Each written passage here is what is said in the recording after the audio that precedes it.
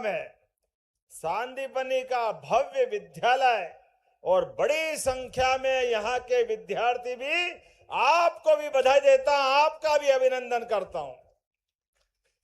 बच्चे पढ़े लिखे आगे बढ़े, ये हमारे लिए, भविष्य के लिए, देश और प्रदेश के लिए वे आवश्यक है। इस मंच पर विराजमान हमारे माननीय राजस्व मंत्री करण सिंह वर्मा, जोरदार अभिनंदन करण सिंह जी का भी करें। और यहाँ की प्रभारी मंत्री हमारी बहन कृष्णा गौड़ जी, जोरदार अभिनंदन कृष्णा गौड़ जी का भी करें। माननीय महेंद्र सिंह जी, देखो न्यायालय का काम छोड़ करके जनता की सेवा करने आए, ये है भारतीय जनता पार्टी। पूर्व न्यायाधीश महेंद्र सिंह जी के लिए भी जोरदार ताली बजा के अभिनंदन करें। और आप तो भाग्यशाली हो, कहां न्यायाधीश, कहां इंजीनियर, सारे लोग सेवा करने आए। जोरदार ताली गोपाल इंजीनियर के लिए भी। अपनी सबकी राय विधायक सुरेश राय, जोरदार अभिनंदन सुरेश राय जी के लिए। सुरेश राय जी, इस अवसर पर हमारे बीच मौजूद जिलाध्यक्ष विद्यार्थी परिषद के काल से हमारे परिचित नरेश मेवाड़ा जी, आपका भी स्वागत अभिनंदन। यहाँ के अध्यक्ष जिला पंचायत की श्रीमती रचना सुरेन सिंह जी, आपका भी स्वागत अभिनंदन। वीरेन जी, वीरानी जी का भी जोरदार अभिनंदन। और लाडली बहना की प्रदेश संयोजक हमारी नगर पालिका सुजालपुर की बहन परमार बहन जी का भी स्वागत। अब नाम बोलूंगा तो थोड़ी घड़ी अनुमति नहीं दे रही है, इसलिए सबका हाथ जोड़ करके और आप ताली बजा करके पूरे मंच का और अपना स्वयं का भी अभिनंदन कराएं। आज यहां सीहोर जिले में एक नया इतिहास लिखा जा रहा है, एक नए प्रकार का समय प्रारंभ हो रहा है। बाबा साहब अंबेडकर की जयंती के 2 दिवस पूर्व हम सब बाबा साहब को भी स्मरण करें, उनका भी आज के अवसर पर इस देश की लोकतंत्र के साथ सामाजिक समरसता को लेकर के बाबा साहब अंबेडकर ने बहनों की शिक्षा को भी अत्यधिक महत्व दिया। संविधान तो दिया ही दिया, लेकिन बहनों के लिए भी काम किया। जोरदार अभिनंदन डॉक्टर भीमराव अंबेडकर की जयंती के अवसर पर। जब मैं आपसे बात कर रहा हूं तो बहुत सारे प्रकार से ये महीना बैसाख मास कई कारण से पवित्र महीना है, और इस पवित्र महीने में दान धर्म के साथ साथ सनातन धर्म की संस्कृति को लेकर के हमारे लिए और भाग्य अच्छा लेके आए प्रधानमंत्री जी। जोरदार अभिनंदन यशस्वी प्रधानमंत्री नरेंद्र मोदी जी के लिए भी करें, जिनके कारण से बैसाख मास विक्रम संवत 2083 ये अमर होने वाला है। आजादी के बाद जो अभी तक नहीं हुआ वो बड़ा काम इसी महीने होने वाला है हमारी बहनों के लिए। जोरदार अभिनंदन करें। नारी सशक्तिकरण के इतिहास में लोकसभा विधानसभा के माध्यम से 33% का आरक्षण बहनों को मिलने वाला है। आपको बधाई देता हूं, आपका अभिनंदन करना चाहता हूं। सांसद, विधायक, मंत्री, जो बड़ी से बड़ी जवाबदारी होगी अब बहनों के घर चल के आएगी। सच में हमारा तो जीवन धन्य हो गया बहनों के ये सेवा करते करते। एक साथ आष्टा में लगभग 200 करोड़ से ज्यादा के लोकार्पण भूमि पूजन छोटी मोटी बात है क्या?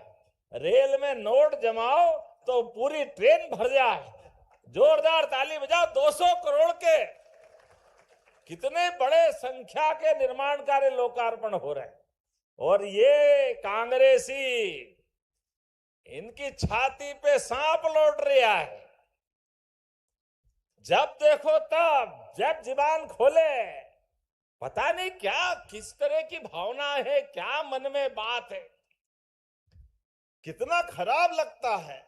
एक तरफ उदार मन से माननीय प्रधानमंत्री जी कांग्रेस की गलती को भी सुधारते हुए अरे वंदे मातरम के आह्वान के बलबूते पर देश भर के नौजवानों ने, माताओं बहनों सबने मिलकर के देश की आजादी की लंबी लड़ाई लड़ी और वंदे मातरम कहते कहते अपने प्राणों की आहुति दे दी। पूरा देश आंदोलित हुआ, लेकिन दुर्भाग्य के साथ कहना पड़ेगा कांग्रेसियों ने उसमें भी वोट बैंक की राजनीति के आधार पर पहले वंदे मातरम के टुकड़े कराए, फिर देश के टुकड़े कराए और अब तो वंदे मातरम गाने में कांग्रेस के लोगों को आपत्ति, भारत माता की जय बोलने में आपत्ति। अरे डूब मरना चाहिए कांग्रेसियों। इस देश में अगर ये घटना हो रही है तो सारा पाप तुम्हारे माथे आने वाला है।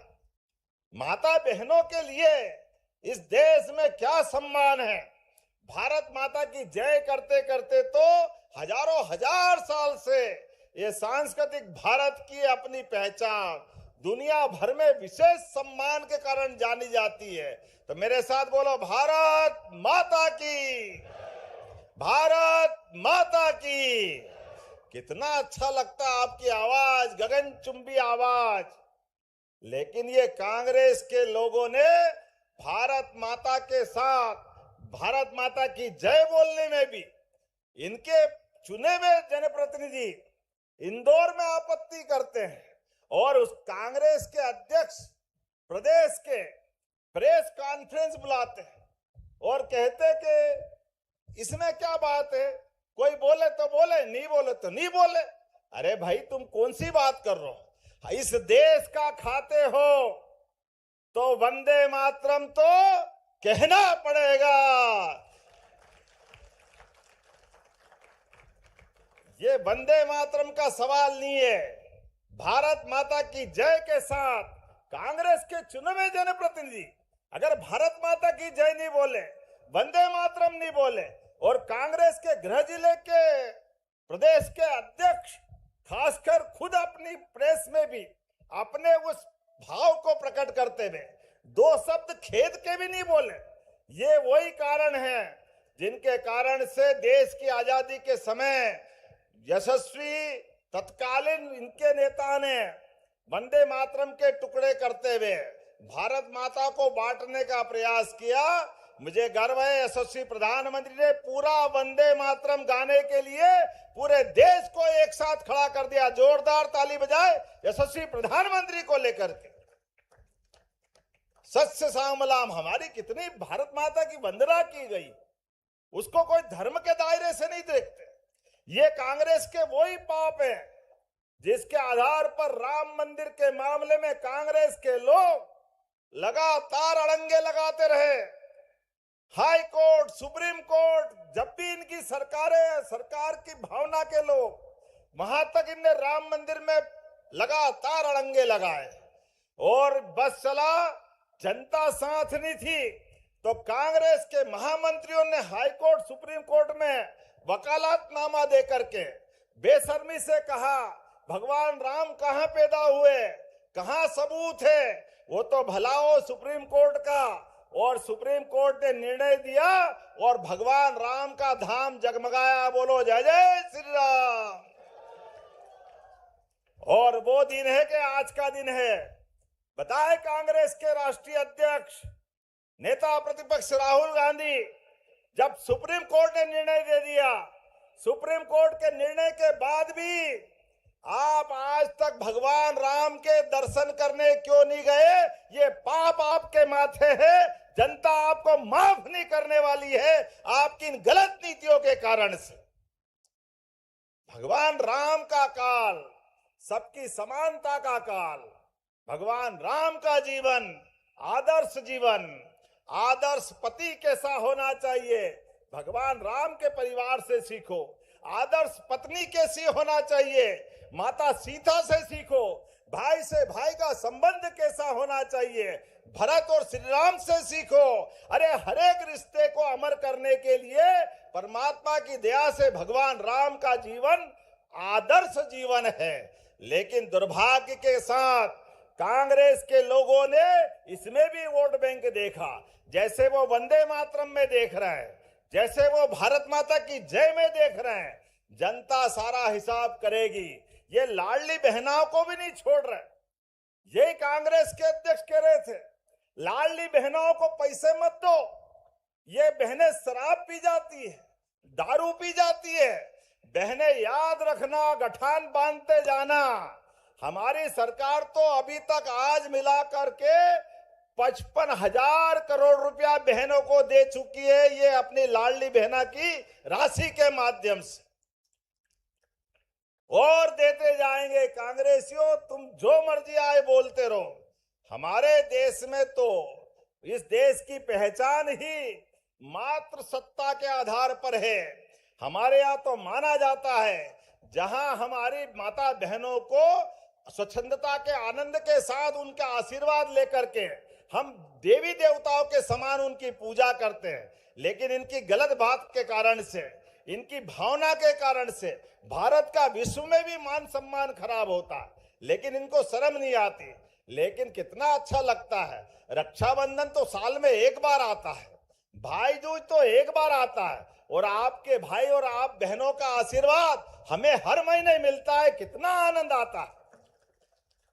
और केवल आप नहीं, ये सांदीपनी विद्यालय, अभी स्कूल के उद्घाटन में मैं मिलकर आ रहा था, बच्चे बैठे थे 11वीं और 12वीं के, 90% बच्चे प्राइवेट स्कूल छोड़ करके अब सांदीपनी विद्यालय में आया। ये आज का हमारा सरकार का काम करने का तरीका है। कितना भव्य दिव्य विद्यालय बना है। कांग्रेसियों को माफी मांगना चाहिए। इनके जमाने में टाट पट्टी भी नहीं रहती थी, कांग्रेस के शासनकाल में। आप सब गवाह, कहां टाट पट्टी मिलती थी, पेड़ की छाया के नीचे बैठ करके, बिल्डिंग भी नहीं होती थी, पीने का पानी के ठिकाने नहीं, और तो और जन सुविधाएं भी नहीं थी। लेकिन अब हमारी सरकार हमारे बच्चों के लिए जो सरकारी स्कूल में पढ़ने जाए और परिस्थिति खराब है तो किताब अपनी तरफ से देती। जोरदार अभिनंदन करो, बच्चों को किताब भी देने का काम करता।